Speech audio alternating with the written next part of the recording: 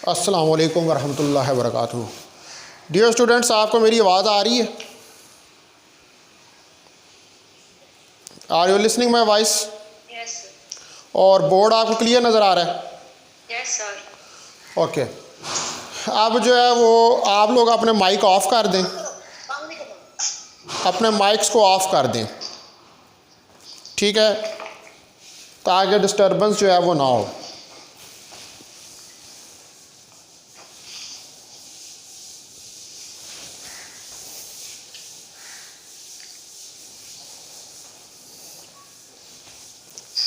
तो आज हमारा लेक्चर नंबर कितना है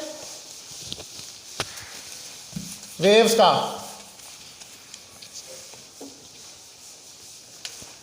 क्यों जी, लेक्चर नंबर क्या है वेव्स का?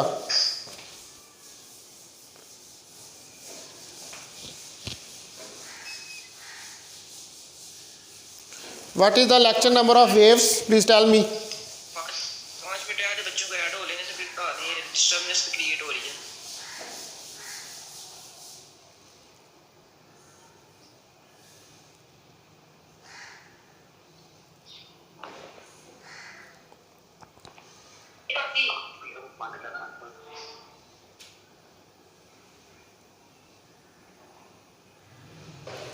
हाँ जी, लेक्चर नंबर क्या है वेव्स का?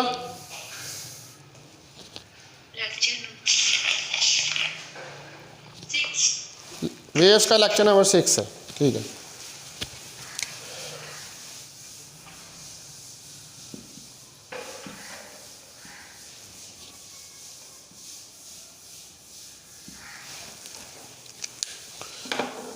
तो लास्ट टाइम जो है वो हमने डैम्प्ड हार्मोनिक ऑसिलेटर जो है उसको स्टार्ट किया था, और डैम्प्ड हार्मोनिक ऑसिलेटर के अंदर मैंने उसकी जो second order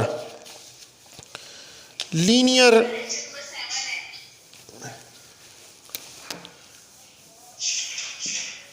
differential homogeneous linear differential equation जो है उसको ड्राइव किया था, ठीक है। तो आज हमने वो जो इक्वेशन है उसका सॉल्यूशन देखना है। solution of equation of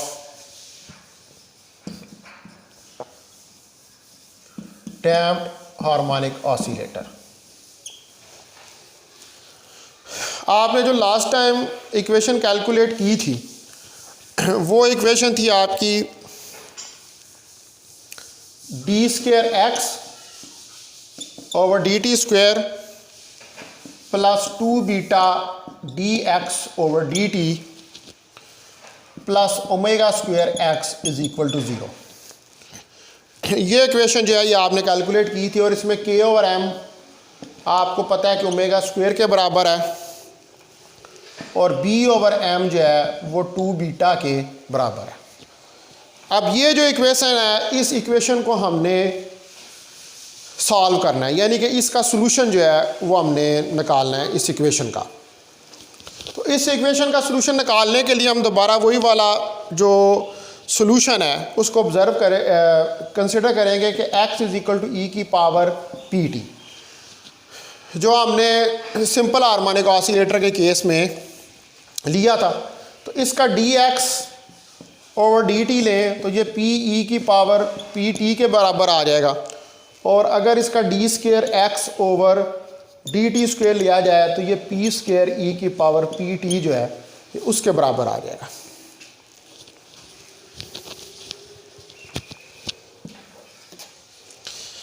ठीक है। अब ये वैल्यूज जो है आप इस इक्वेशन को ए नाम दे दें, इस इक्वेशन के अंदर सब्स्टिट्यूट कर दें तो पी स्क्वायर ई की power p t plus 2 beta P into e की power p t plus e की power p t omega square is equal to 0। इसमें से ई की पावर पी टी कॉमन निकल आएगा, और अंदर आ जाएगा हमारे पास p square plus 2 beta p plus omega square is equal to 0।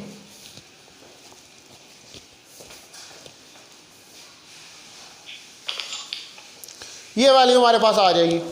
अब इसके अंदर आपको पता है कि ई की पावर पी टी जो है that is not equal to 0, लेकिन p square plus 2 beta p plus omega square that is equal to 0, ये 0 के बराबर है। तो अब ये हमारे पास क्या बन गई है, ये हमारे पास एक क्वाड्रेटिक इक्वेशन बन गई है, और हमें क्वाड्रेटिक इक्वेशन जो है उसका सॉल्यूशन जो है वो रिक्वायर्ड है। तो इसका अब हम सॉल्यूशन निकालेंगे इस क्वाड्रेटिक इक्वेशन का। तो आपको पता है कि क्वाड्रेटिक इक्वेशन का फार्मूला क्या होता है कि 8x square plus bx plus c is equal to 0। तो इसमें x बराबर होता है minus b plus minus b square minus 4ac over 2a, इसके बराबर होता है ये फार्मूला। ठीक है, ये क्वाड्रेटिक फार्मूला जो है ये आपने इसको स्टडी किया हुआ। तो अब जो है हमने इस फार्मूले के ऊपर ये अप्लाई करनी है इक्वेशन। तो what is this, this is p that is equal to minus b यानी कि 2 beta minus 2 beta plus minus b square, 2 beta का square minus 4 a c, a की वैल्यू तो 1 है और सी ओमेगा स्क्वायर है,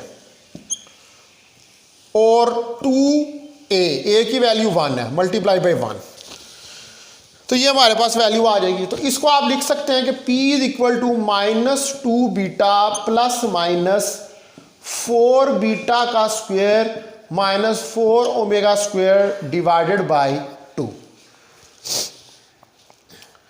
तो यहां से 4 कॉमन निकल आएगा, minus 2 beta plus minus 4 common निकलेगा तो अंडर रूट होकर 2 हो जाएगा। तो beta square minus omega square divided by 2।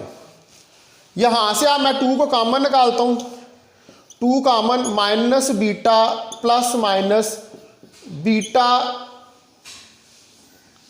Square minus omega square divided by 2, 2 से कैंसल हो गया।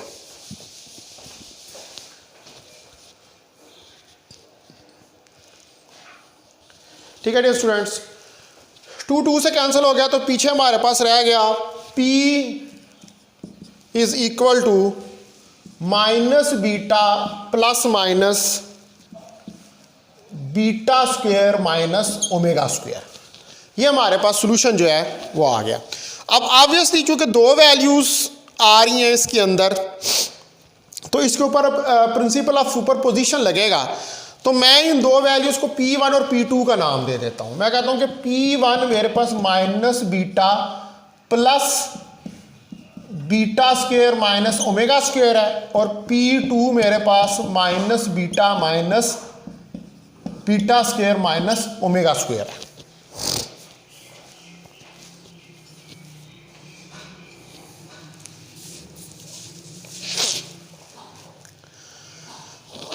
ठीक है जी। अब आप देखें कि हमारे पास जो प्रिंसिपल ऑफ सुपरपोजिशन हमें लगाना पड़ेगा, तो x is equal to x1 plus x2, ये 2 सॉल्यूशंस जो हैं ये हमारे पास आएंगे, x1 और x2।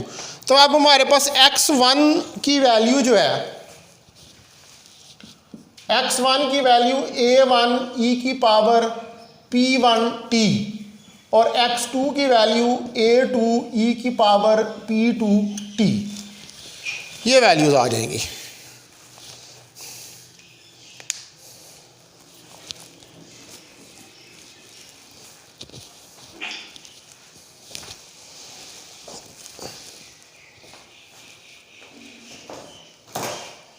ठीक है डियर स्टूडेंट्स, तो अब ये वैल्यूज़ जो हैं इनके अंदर आपने p की वैल्यू p1 की और p2 की वैल्यू पुट करनी है। अब मैंने यहाँ पर a1 और a2 जो है ये मैंने एम्पलीट्यूड की टर्म्स जो हैं उनको इंट्रोड्यूस करवाया है। ठीक है, इसके अंदर सॉल्यूशन के अंदर। तो आप जो है इस सॉल्यूशन को राइट डाउन कर सकते हैं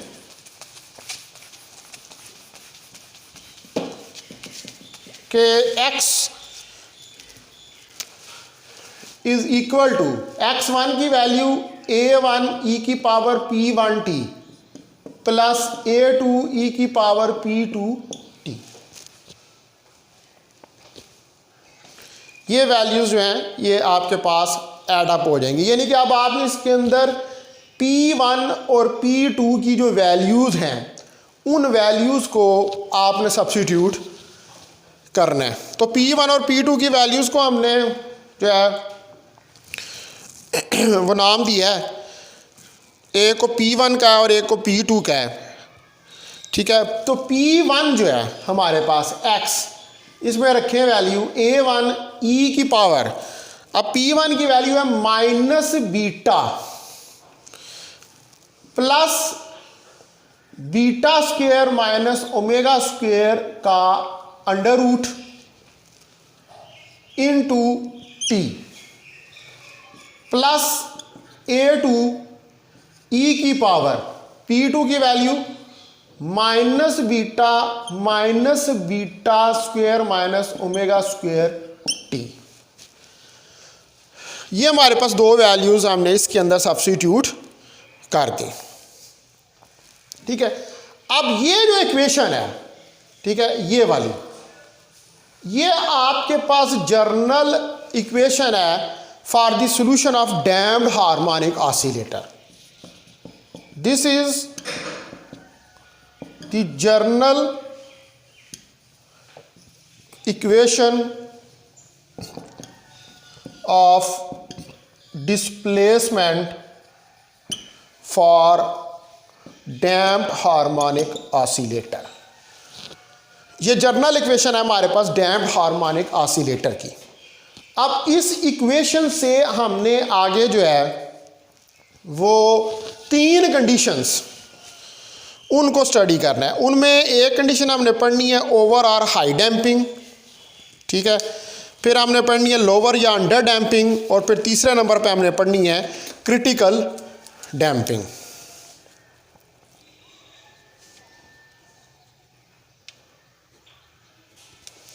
तो पहले नंबर पे जो है वो हम स्टडी करेंगे ओवर और हाई डैम्पिंग।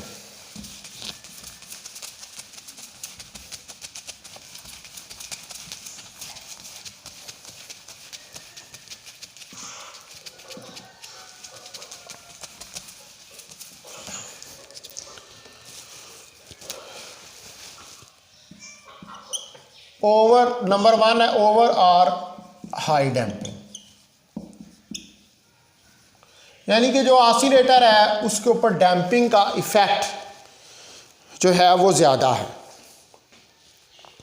ज़्यादा डैम्पिंग जो है वो इफ़ेक्ट कर रही है, हाई डैम्पिंग का केस है। तो इसके अंदर मेरे पास जो है वो जो इक्वेशन है वो यही वाली इक्वेशन है, ये जो मैंने लिखी है यहाँ पर। अब इस इक्वेशन के अंदर मैं कुछ चेंजेस लेके आता हूँ।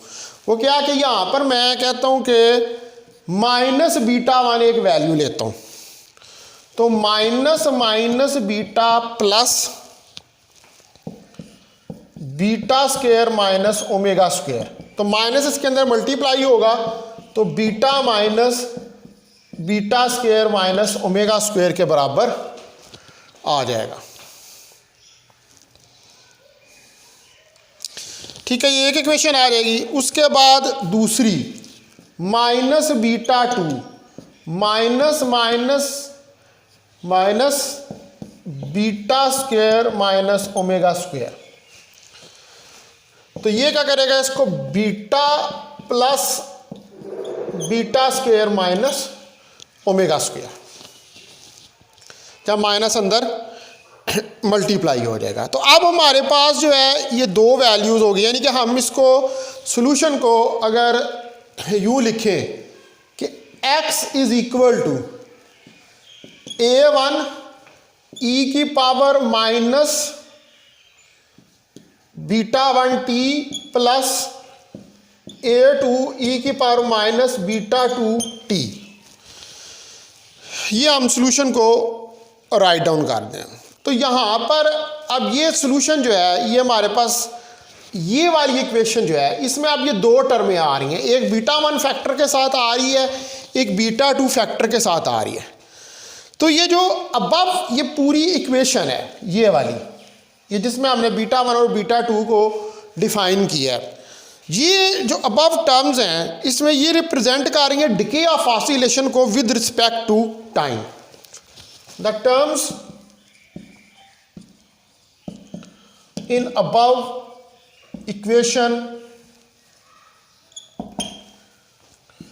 Are representing decay of oscillations with respect to time।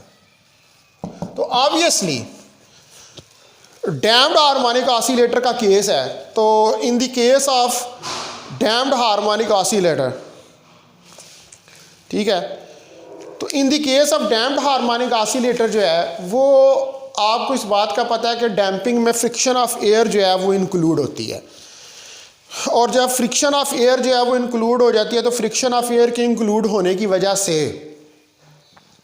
जो आपका ऑसिलेटर है उसकी energy with respect to time dissipate होती है, यानी कि उसकी एनर्जी कम होना शुरू हो जाती है। पता है उसके ऊपर रेजिस्टेंस की फोर्स जो है वो एग्जर्ट कर रही है, तो आपका ऑसिलेटर जो है वो with respect to Aahista Aahista उसकी ऑसिलेशन जो हैं वो डाई आउट हो जाती हैं, क्योंकि उसके ऊपर फ्रिक्शन ऑफ एयर जो है वो एक्ट कर रही है, ठीक है। तो अब इसमें ये हाई डैम्पिंग हो रही है, यानी कि ज़्यादा डैम्पिंग का मतलब है कि ज़्यादा फ्रिक्शन ऑफ फोर्स एक्ट कर रही है और ज़्यादा एनर्जी का लॉस हो रहा है।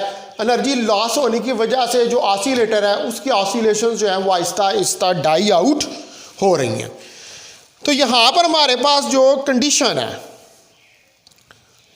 इसमें एक टर्म जो है आपके पास ये वाली माइनस बीटा 1, ये टर्म देखें तो ये इसके अंदर माइनस का साइन आ रहा है और इसके अंदर प्लस का साइन आ रहा है। तो एक टर्म जो है वो स्लोली डिके कर रही है, लेकिन दूसरी टर्म जो है वो फास्ट रेट के ऊपर डिके कर रही है, ठीक है। यानी कि ये टर्म जो है ये स्लो डिके कर रही है, लेकिन ये टर्म जो है ये फास्ट डिके कर रही है। लेकिन दोनों टर्में चाहे स्लो है या फास्ट है, लेकिन दोनों टर्में वो रिप्रेजेंट किसको कर रही हैं, वो डिके को ही रिप्रेजेंट कर रही हैं, ठीक है। तो ओवरऑल जो इक्वेशन हमें ये बता रही है कि जो डैम्प्ड हार्मोनिक ऑसिलेटर है उसकी oscillation with respect to time जो है वो डिके कर रही हैं, यानी कि रिड्यूस हो रही हैं। अब यहाँ पर जो कंडीशन है इसकी, ठीक है, जो इस ओवर डैम्पिंग या हाई डैम्पिंग की हमारे पास कंडीशन है, वो कंडीशन ये है कि beta 1 is less than beta 2, यानी कि बीटा 1 तो लेस देन बीटा है, लेकिन बीटा 2 जो है वो ग्रेटर देन बीटा है। तो ये यही बात बता रही है कि एक टर्म जो है वो स्लोली डिके कर रही है और दूसरी टर्म जो है वो फास्ट डिके कर रही है, लेकिन दोनों का इफेक्ट जो है वो सेम है। तो इफेक्ट सेम होने का मतलब ये है कि जो आपका ऑसिलेटर है वो कार डिके ही रहा है, ठीक है, उसकी ऑसिलेशन से डिके ही कर रही हैं। तो इसको हम कहते हैं, ये वाली जो कंडीशन है इसको हम कहते हैं कंडीशन ऑफ ओवर और हाई डैम्पिंग। ये हमारे पास ओवर या हाई डैम्पिंग की कंडीशन है। तो ये हमारे पास जो है इसको, ये था हमारे पास केस नंबर 1। अब हमने दूसरे नंबर के ऊपर केस नंबर 2 के ऊपर जाना है, और केस नंबर 2 जो है वो लोअर डैम्पिंग का केस है या under damping. Case number 2 lower damping और अंडर डैम्पिंग,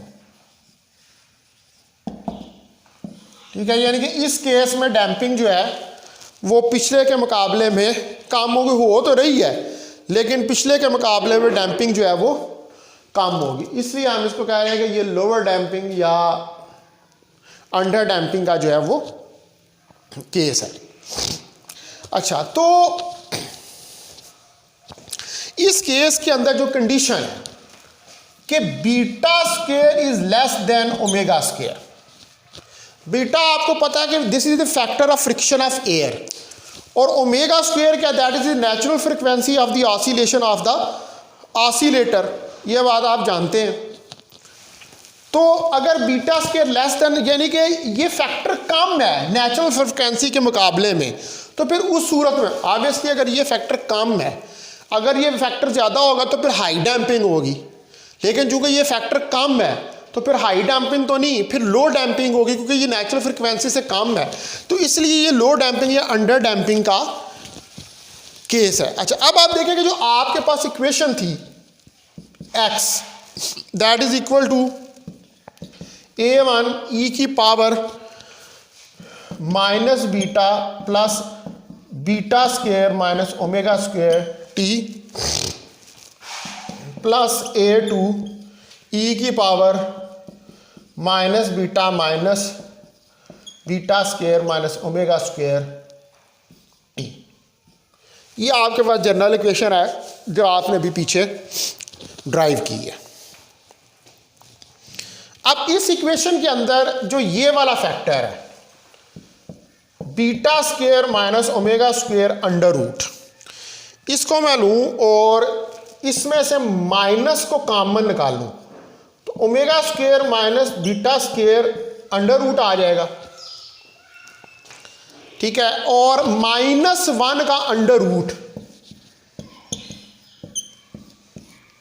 -1 का अंडर रूट ये कंप्लेक्स नंबर होता है, omega square minus beta square, -1 का under root is equal to iota, ये आयोटा कंप्लेक्स नंबर है क्योंकि रियल और इमेजिनरी सॉल्यूशन दोनों ही आ जाएंगे इसके अंदर।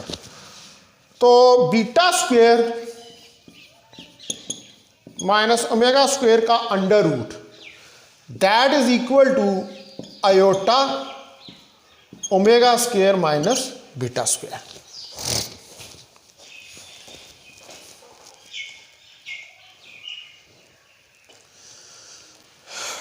तो ये iota omega square minus beta square की फॉर्म में आपके पास जो है वो इक्वेशन आ गई।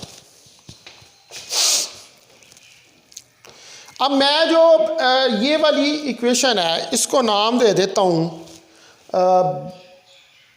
Beta square minus omega square under root iota omega prime, यानी कि ये जो फैक्टर है omega square minus beta square ये ओमेगा प्राइम के बराबर है।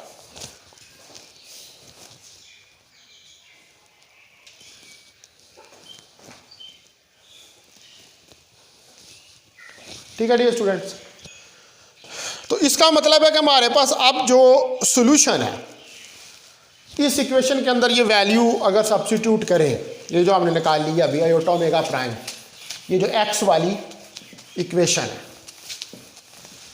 इसमें सब्स्टिट्यूट करें तो ये हमारे पास आएगा x is equal to a1 e की power minus beta plus iota omega prime t plus a2 e की power minus beta minus iota omega prime t. हमारे पास ये इसमें इक्वेशन जो है वो कन्वर्ट हो जाएगी। अब इसको अगर अलहदा कर लें तो x a1 e की power minus beta T e की power iota omega prime T और प्लस a2 e की पावर माइनस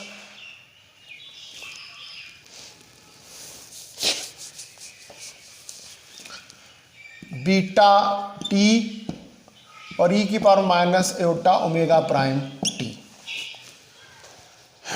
ये हमारे पास आए थे। तो यहाँ से e की power minus beta T common निकल आएगा और अंदर आ जाएगा आपके पास a1 e की power iota omega prime t plus a2 e की power minus iota omega prime T और ब्रैकेट क्लोज। तो यहाँ पर आपको पता है कि जो ई की पावर माइनस बीटा टी आ रहा है इसके अंदर इक्वेशन में, ये एक्चुअली डैम्पिंग का फैक्टर है। अब यहाँ पर मैं फेज और एम्पलीट्यूड को इंट्रोड्यूस करवाता हूँ कि A1 1/2 XM ई की पावर आयोटा फाई, ये मैंने फेज और एम्पलीट्यूड को इंट्रोड्यूस करवा रहा हूँ इस इक्वेशन में, और A2 इसी तरह 1/2 XM ई की पावर माइनस आयोटा फाई। ये वैल्यू A1 और A2 की यहाँ पर सब्स्टिट्यूट कर दें। ये भाई ये किसी का माइक चल रहा है, इसको काइंडली माइक को ऑफ कर दें प्लीज़, ये डिस्टर्ब कर रहा है माइक को ऑफ कर दें।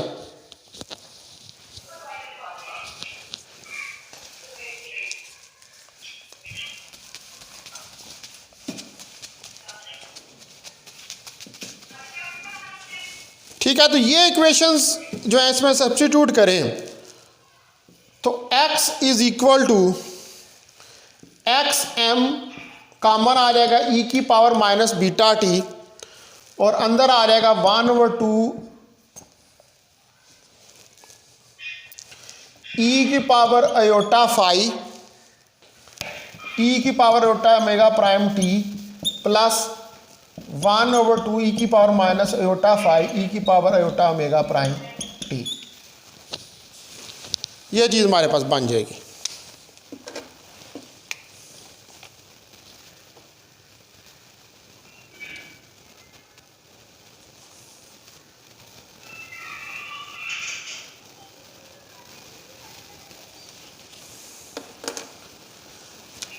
तो यहाँ से आप जो है 1/2 भी कॉमन निकल आएगा आपके पास, बल्कि 1/2 को रहने दें अंदर ही। तो XM e की पावर माइनस बीटा टी, इसको कंबाइन कर लें, e की पावर आयोटा फाई, बल्कि phi plus omega prime t. ठीक है, ये आ जाएगी value. Iota common plus e की power minus iota phi plus iota omega prime t divided by 2 के बराबर आ जाएगा। अब ये सारी तो जो है ये हमने इसलिए की है कि हम इसको जो है वो कन्वर्ट करना चाह रहे हैं साइनोसाइडल फंक्शन के अंदर। ठीक है, मैं तो कह रहा हूँ बार बार, अब उसको असर ना हो तो मैं क्या करूँ। अगर नहीं आपको आता यूज़ करना तो क्लास में एंटर होने की ज़रूरत ही नहीं है। वो पता नहीं कोई घर के काम लगी हुई है करने और माइक ऑन किया हुआ। प्लीज़ ये माइक को ऑफ करें, ये जिसका भी है। अच्छा, तो XM e की पावर माइनस बीटा टी, ये आपके पास इक्वेशन आ गई। अब ये इक्वेशन एक्चुअली इसमें ये इससे एनालॉगस है इक्वेशन। अगर मैं राइट डाउन करूं तो जो काज ऑफ x होता है या काज ऑफ थीटा जो होता है, चले आप काज ऑफ थीटा ले लें, ये e की power iota theta plus e की power minus iota theta over 2 के बराबर होता है। तो ये भी इसी के बराबर है इक्वेशन। इसके अंदर थीटा जो है वो हमारे पास omega prime t plus phi के बराबर है। लिहाजा हम इस इक्वेशन को लिख सकते हैं कि x is equal to x m e की power minus beta t cos of omega prime t plus phi. तो ये हमारे पास इक्वेशन डिस्प्लेसमेंट की निकल आई डैम्प्ड हार्मोनिक ऑसिलेटर के लिए। अब इसके अंदर आप देखें कि दो चीज़ों का फ़र्क पड़ा है जो सिंपल हार्मोनिक ऑसिलेटर था उसके मुकाबले में। एक तो ओमेगा प्राइम की टर्म आई है ओमेगा प्राइम जो है वो omega square minus beta square के बराबर है अंडर रूट के। तो बीटा स्क्वायर भी क्या है, बीटा भी जो है बीटा b/2m के बराबर है, यानी कि ये फ्रिक्शन की टर्म है। Beta is equal to b/2m, ये फ्रिक्शन की टर्म है। और दूसरे नंबर के ऊपर यहां पर भी e की पावर माइनस बीटा टी आ रहा है। तो ये वाला जो है ये क्या है, ये डिकेइंग एम्पलीट्यूड है, ठीक है, ये आपका डिकेइंग एम्पलीट्यूड को डिस्क्राइब कर रहा है। तो अब ये जो इक्वेशन है x is equal to x m e की power minus beta t cos omega prime t plus five, this is the equation of damped harmonic oscillator. ये डैम्प्ड हार्मोनिक ऑसिलेटर के डिस्प्लेसमेंट की इक्वेशन है। अब यहां पर आपसे दो तरीकों से सवाल पूछा जा सकता है, ठीक है। अभी तक ये जो दो मैंने चीज़ें पढ़ाई हैं उसमें वो ये कह सकता है कि आप डैम्प्ड हार्मोनिक ऑसिलेटर को डिस्क्राइब करें और उसकी जर्नल इक्वेशन जो है डिस्प्लेसमेंट की उसको कैलकुलेट करें। तो वो आपके पास वही इक्वेशन होगी जर्नल जो हमने पीछे राइट डाउन की है, निकाली है। वो जर्नल इक्वेशन आपके पास यही होगी कि एक्स ए वन ई की power minus beta plus beta square minus omega square under root t plus a two e की power minus beta beta square minus omega square under root t, ये वाली general equation है।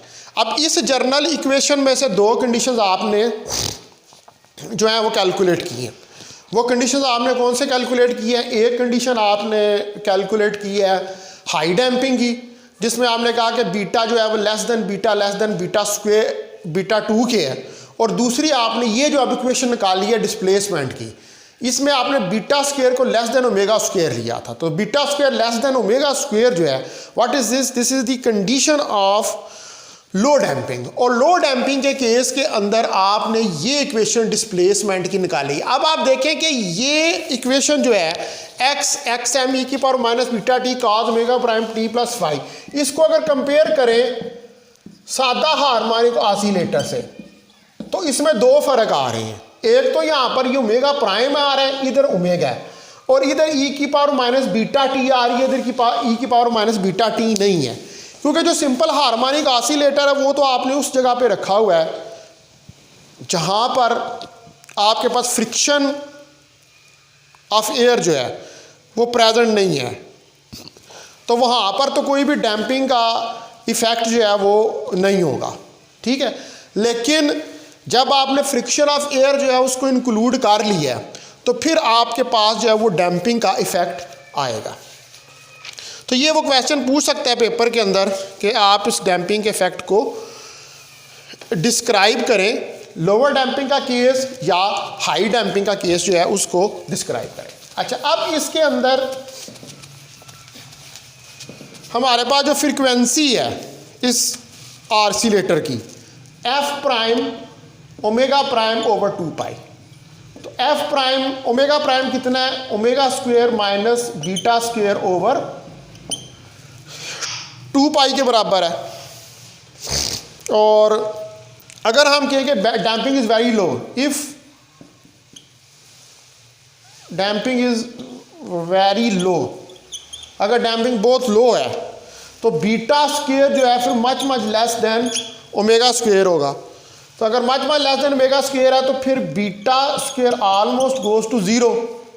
तो F prime हमारे पास omega square minus 0 over 2 pi, तो F prime जो है वो ओमेगा ओवर 2 पाई के बराबर आ जाएगा। यानी कि अगर डैम्पिंग बहुत लो है तो फिर आपके पास वही फ्रिक्वेंसी निकल आएगी कि जो सिंपल हार्मोनिक ऑसिलेटर की होती है। तो ओमेगा प्राइम जो है वो omega square minus beta square under root के है, तो बीटा स्क्वायर यहाँ पर 0 को जा रहा है, तो ओमेगा प्राइम ओमेगा स्क्वायर के बराबर, तो ओमेगा प्राइम ओमेगा के बराबर। यानी कि अगर डैम्पिंग बड़ी लो है तो नेचुरल फ्रिक्वेंसी और डैम्प फ्रिक्वेंसी जो है वो एक दूसरे के बराबर जो है वो आ जाएंगी। इसी तरह ये जो इक्वेशन है हमारे पास के एफ प्राइम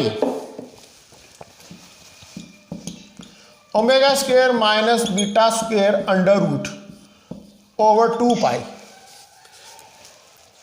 ये इक्वेशन जो है इसके अंदर अगर हम बीटा को 0 कर दें तो ये एफ प्राइम आ जाता है ओमेगा ओवर 2 पाई के, और ओमेगा आपको पता है कि के ओवर एम अंडर रूट के बराबर होता है। तो एफ प्राइम क्या आएगा 1 ओवर 2 पाई के ओवर एम अंडर रूट। तो ये कौन सी फ्रिक्वेंसी है? ये वही सिंपल हार्मोनिक ऑसिलेटर की फ्रिक्वेंसी जो है वो निकल आएगी in case of low damping. यानी कि अगर डैम्पिंग लो है, बहुत कम है, तो फिर जो फ्रिक्शन ऑफ एयर का फैक्टर है that is almost equal to 0, तो वो तकरीबन जो है वो 0 के बराबर है। ठीक है, तो उस केस में फिर आपका जो सिंपल हार्मोनिक ऑसिलेटर है वो नेचुरल सिंपल हार्मोनिक ऑसिलेटर ही बन जाएगा। ठीक है, यानी कि अगर डैम्पिंग बहुत लो है, लेकिन अगर डैम्पिंग हाई है तो फिर वो नेचुरल सिंपल हार्मोनिक ऑसिलेटर नहीं बनेगा, वो डैम्प सिंपल हार्मोनिक ऑसिलेटर ही रहेगा। ठीक है, अब ये दो केस जो है वो हमने यहाँ पर स्टडी कर ली है। अब कल जो है फिर मैं अभी यहाँ पर लेक्चर को एंड कर रहा हूँ क्योंकि मीटिंग का टाइम भी ख़त्म हो रहा है। कल फिर जो है मैं वो क्रिटिकल डैम्पिंग को स्टडी करूँगा, फिर उसके बाद हम एनर्जी निकालेंगे डैम्प हार्मोनिक ऑसिलेटर की। ठीक है, तो अगर कोई आप क्वेश्चन करना चाहते हैं तो कर सकते हैं, नहीं तो फिर मैं मीटिंग को एंड कर दूँगा।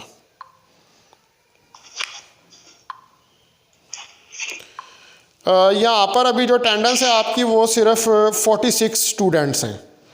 ठीक है, तो बाकी सारे एब्सेंट हैं माशाल्लाह। तो ठीक है, तो अगर कोई क्वेश्चन है किसी का तो वो पूछ रहे वरना मैं फिर एंड कर रहा हूँ मीटिंग को। क्यों जी, है एनी क्वेश्चन? क्यों जी, कोई है सवाल? Okay right, I am leaving.